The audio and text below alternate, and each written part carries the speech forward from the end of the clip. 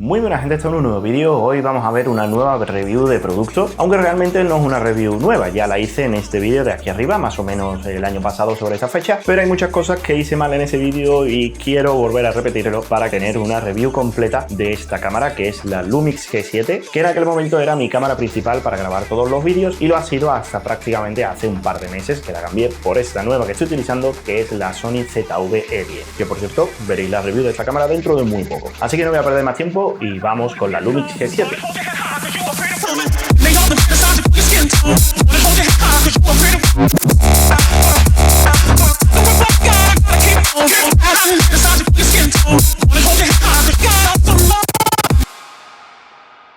Bueno, pues vamos a empezar hablando de lo que no me gustó de aquel vídeo y el por qué he vuelto a hacer este, que son varias razones. La primera de ellas es que, bueno, es una review que hice con muy poco tiempo de uso. Básicamente tenía 2 o 3 meses de uso y realmente había grabado 2 vídeos con ella, 3 como mucho, y me lancé a hacer una review de esta cámara enfocada a un sector, que es grabar vídeos para YouTube o hacer streaming en Twitch. Y esto considero que es un error porque no es recomendable hacer una review de un producto enfocado a un sector en concreto si no lo has utilizado en ese sector. Pero de los errores se aprende, así que en próximas reviews no voy a volver a cometer el mismo fallo. Otra cosa que no me gustó es que hablo mucho de la cámara, muestro sus características, pero hay muy pocas imágenes de prueba mostrando cómo funciona la cámara. Bueno, sí, el vídeo entero está grabado con esa cámara, pero no muestras imágenes sacando todo el potencial o prácticamente todo el potencial. A ver, que no soy videógrafo experto, no voy a poder sacar nunca el máximo rendimiento de todas las cámaras que tengo porque no tengo todavía esos conocimientos que poco a poco estoy consiguiendo, pero sí hay cosas que puedo sacarle y vamos a intentar hacerlo en este vídeo, que creo que más o menos lo he conseguido. Y la última cosa que no me gustó es que realmente esa review está un poco en tierra de nadie, en el sentido de que no está enfocada ni para gente que entiende mucho ni para gente que entiende poco. Entonces realmente lo que me pasó fue que quise hablar de muchas cosas, pero tampoco quise profundizar en ellas. Obviamente voy a hablar de cosas de la cámara que son importantes detallar, como factores de recorte, tipo de sensor, pero que son necesarios comentarlo.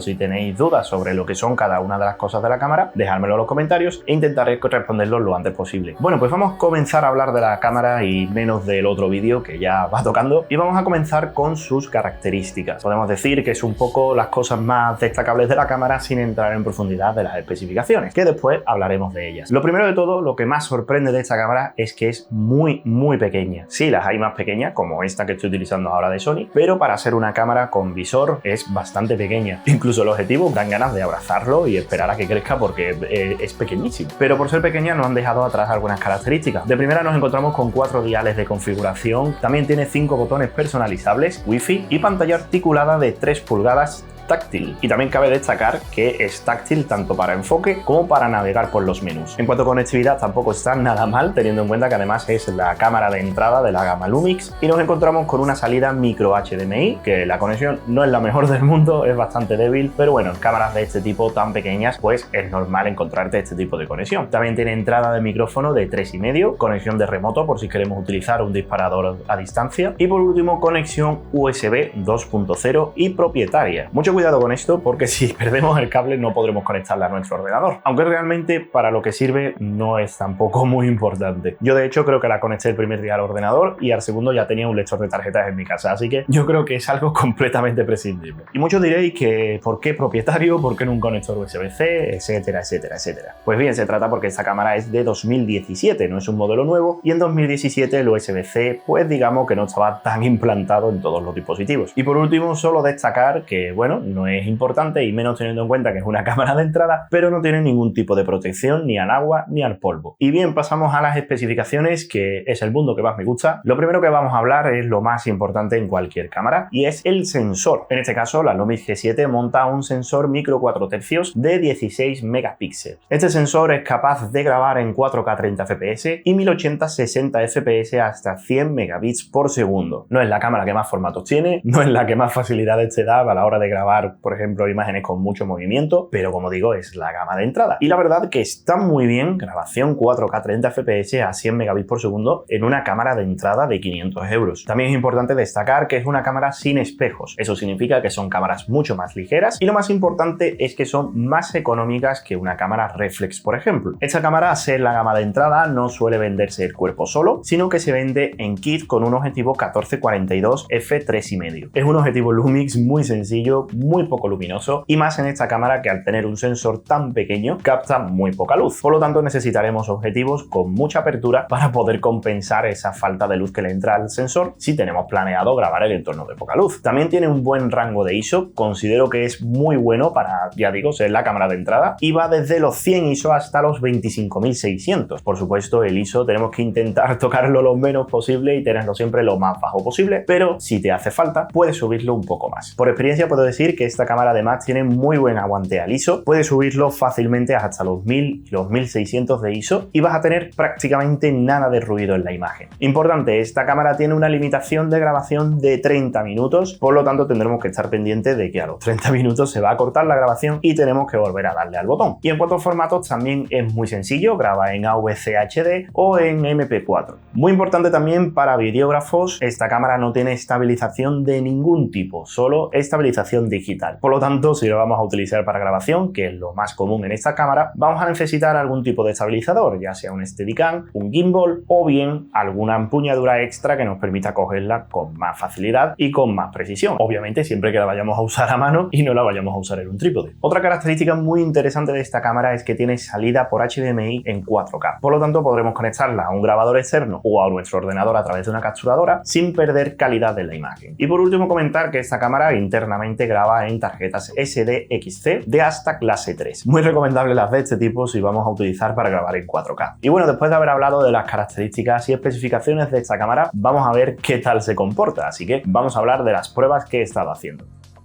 Bueno, pues vamos a ver las primeras pruebas con la Lumix G7, que esto está grabado en 24 frames por segundo para dar un efecto más de cine. Tengo que decir que todas las pruebas que he hecho es en 24 frames por segundo, ya que considero que esta cámara está más enfocada a la grabación de vídeo y pues intentar conseguir un poco el efecto de cine. Tengo que decir también que las pruebas que he hecho son en entornos completamente contrarios. Uno es este, que es en la playa, que es un entorno con un exceso de luz. De hecho, esto lo he tenido que grabar con la apertura al mínimo, creo que es 22 el máximo que soporta este objetivo, para que entre la menor cantidad de luz posible, ya que no tengo filtros de densidad neutra que hagan que la cantidad de luz que entra en la cámara sea menor. La obturación también he tenido que subirla. Normalmente cuando grabo en 24 frames por segundo pues la ajusto en 1.50, pero en este caso he tenido que ajustarla a unos 150. De esta forma controlamos un poco mejor la luz que entra y por supuesto el ISO al mínimo. Era la única forma de exponer correctamente con la cantidad de luz que había en la playa. De hecho se ve relativamente oscuro cuando allí se veía todo muy claro, pero bueno, es lo que ocurre cuando se pone todo de forma para que entre muy poca luz en la cámara. También tengo que decir que esto está grabado a mano, no hay ningún tipo de estabilización, es directamente tal cual la cámara. He querido hacerlo así para que se vea la cámara cómo funciona tal cual, sin tener que utilizar ningún tipo de estabilizador. Aunque, como ya digo, es muy interesante el uso de estabilizadores para utilizar esta cámara. Aún así, la calidad me parece espectacular, no sé vosotros. Tengo que recordar que es la cámara Lumix de entrada y también con la configuración de objetivo de serie y también sin ningún tipo de retoque. Por lo tanto, no le estoy sacando el máximo provecho a la cámara. Como digo, se pueden utilizar accesorios, se puede utilizar mejores ópticas y con una postproducción vamos a conseguir una calidad de imagen brutal. Bien, pasamos a la segunda parte de pruebas que he estado haciendo, que es en condiciones de muy poca luz. Es un entorno en el que esta cámara no debería desenvolverse muy bien porque no está pensada para ello. Esta cámara, como digo, tal y como viene de fábrica, está muy bien, pero para tener un entorno controlado de luz. Aún así, con niveles muy altos de ISO, esto está grabado a 1600 de ISO, con la apertura de objetivo al máximo y, como digo, en 24 frames por segundo y con una obturación de 1.50 para conseguir la mayor exposición posible en la cámara. También, como digo, es tal cual sale de la cámara, no hay ningún tipo de postproducción, por lo que a estas imágenes se le puede sacar un poco más de provecho de lo que tenemos. Estas imágenes sí tengo que decir que están estabilizadas a través de un gimbal. Me ha sorprendido mucho porque no me esperaba que fuese a rendir tan bien esta cámara en entornos de poca luz. Lo único que hay es una iluminación frontal desde la cámara. Sí, obviamente se puede ver un poco de ruido en la imagen, es normal a estos niveles de ISO, pero la realidad es que se ve espectacular. Como decía anteriormente, para este tipo de condiciones recomendaría sí o sí un objetivo de mayor apertura, en torno a un 1.8 o un 2 de apertura. Si es menos, mejor, porque esta cámara, al ser un sensor tan pequeño, a pesar de tener aperturas tan grandes, vamos a tener muy poca cantidad de luz.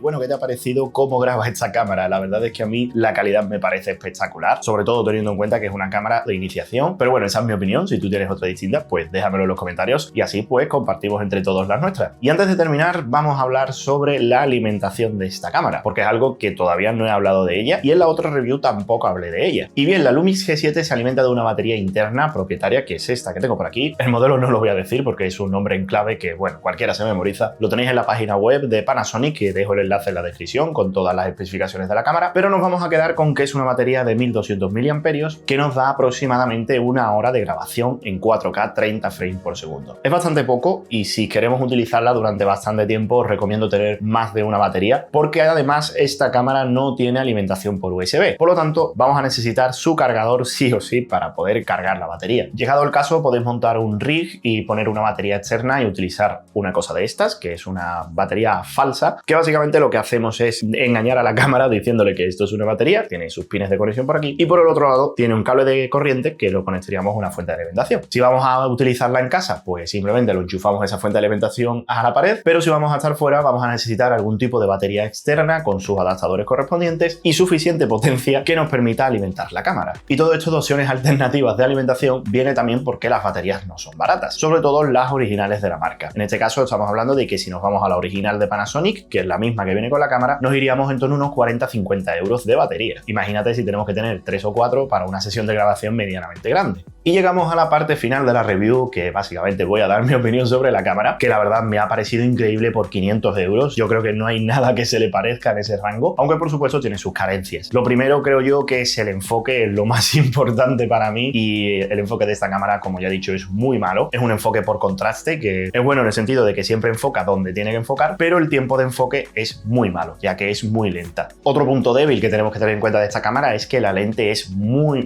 mala. Sí, por 500 euros que cuesta el kit, ¿qué más quieres? En eso estamos de acuerdo. Pero sí que es verdad que con una lente un poco mejor, no hace falta meterse en una Leica, que suelen ser más caras, aunque las recomiendo muchísimo, le podemos sacar mucha calidad a esta cámara. En cuanto a autonomía no está nada mal, una hora de grabación suele ser lo normal en este formato de cámaras, aunque si vamos a hacer grabaciones fuera o nos vamos a ir de viaje, recomiendo al 100% tener como mínimo un par de baterías extra. Y bien, más de uno se estará preguntando, pero si es una cámara de fotos, ¿por qué no estamos hablando de sus capacidades como cámara de fotos? Bien, pues lo primero de todo es porque no me termina de llamar tanto la atención. A ver, me explico, me gusta la fotografía, pero cuando veo una cámara me llama más la atención sus capacidades para grabar vídeo que sus capacidades para sacar fotos, sobre todo porque la grabación de vídeo requiere más recursos que la fotografía. El segundo motivo es porque la gama Lumix en general está muy enfocada a la grabación de vídeo. De hecho, Panasonic en su propia página web te lo vende como cámaras híbridas enfocadas a la grabación de vídeo. La única que sí se desmarca un poco más en cuanto a la grabación de vídeo es la G9, que es una cámara que está más enfocada para fotografía paisajística, pero las demás, casi todas, están muy enfocadas al vídeo. Y de hecho esta cámara, lo poco que he podido probar en fotografía, no me termina de convencer. La calidad no es demasiado buena y 16 megapíxeles es muy poca resolución hoy en día, al menos dentro de las cámaras fotográficas. Por otro lado, creo que esta falta de calidad es más por la lente que por el sensor, ya que en la fotografía se nota mucho cuando una lente no es buena. En vídeo se nota y mucho, pero es que en fotografía se nota muchísimo más. Y bueno, volviendo a la pregunta que hice en el vídeo del año pasado, ¿es la mejor cámara 4K para empezar en YouTube y en Twitch? Pues cogido con pinzas te diría que sí. Por ejemplo, si vas a hacer hombre orquesta, como en mi caso, que tú mismo te encargas de la iluminación, del audio, de la grabación, de la edición, etcétera, lo que quieres es que la cámara haga por ti la mayor parte del trabajo. Hay cosas que es mejor que no haga la cámara, pero principalmente el enfoque creo que es algo muy importante que la cámara haga por ti. Y desgraciadamente la Lumix no es una buena cámara en la que puedas confiar para que enfoque por ti. Por lo tanto, si estás empezando en YouTube y como la gran mayoría empiezas tú solo, no te recomendaría esta cámara. Podemos decir decir que es una cámara que está muy bien para estudio, o bien si va a haber una persona detrás pendiente de esos detalles, que en YouTube pues no es lo habitual. Puede ser que a lo mejor, por el motivo que sea, empieces el canal con 2 personas, uno delante y otro detrás de la cámara controlando los parámetros, pero es lo más raro. En cuanto a Twitch, yo directamente no la prohibía, pero no te la recomendaría para nada. Sobre todo porque si antes hablaba de que en YouTube, si eres hombre de orquesta, quieres que la cámara haga la mayor parte de cosas por ti, si nos vamos al mundo del streaming, más todavía. Porque tú, en la hora de hacer un streaming, lo que tienes que estar pendiente es del contenido que estás haciendo y no de que esté bien enfocado o no esté bien enfocado, o el micrófono no se escuche bien. Volvemos al mismo caso. Si hay una persona que va a estar todo el tiempo pendiente del enfoque de la cámara, pues sí puede ser una buena opción. Pero la inmensa mayoría de la gente que empieza en Twitch no es el caso. Así que, resumiendo un poco toda esta lluvia de ideas, yo sinceramente no te la recomendaría para empezar en YouTube, a no ser de que vayas a hacer algún tipo de contenido cinematográfico, que sí te puede venir bien esta cámara. Yo sinceramente invertiría un poco más en una cámara que tenga mejor enfoque, ya sea o no de objetivos intercambiables. Si lo es, mejor.